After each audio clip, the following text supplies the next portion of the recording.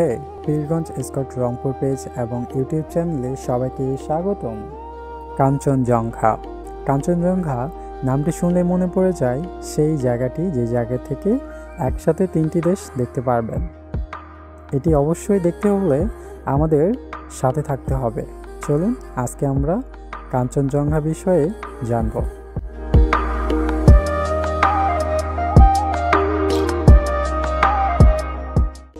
কাঞ্চনজঙ্ঘা নেপালি হিমালয় পর্বতমালার একটি পর্বতশৃঙ্গ।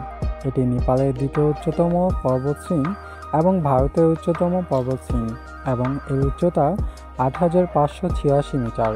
এটি ভারতের সিকিম রাজ্যের সঙ্গে নেপালের পূর্বাঞ্চলীয় সীমান্তে অবস্থিত। হিমালয় পর্বতের এই অংশটিকে বলা হয় কাঞ্চনজঙ্ঘা হিমালয়।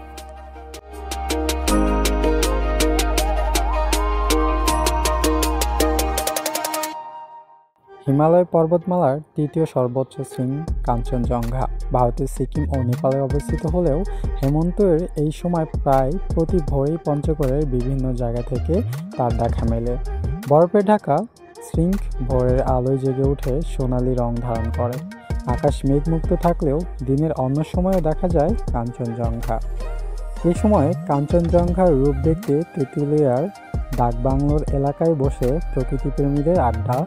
দেশের বিভিন্ন প্রান্ত থেকে আসা পর্যটকরাও যেখানে যাচ্ছেন এই সৌন্দর্য দেখতে আপনি ঘুরে আসতে পারেন তেঁতুলিয়া থেকে। দেশের বিভিন্ন প্রান্ত থেকে সড়কপথে এসি নন এসি পঞ্চগড়ে যাওয়া যায়। অধিকাংশ বাসের শেষ গন্তব্য থাকে তেঁতুলিয়া। রেলপথেও যাওয়া যায় পঞ্চগড়ে।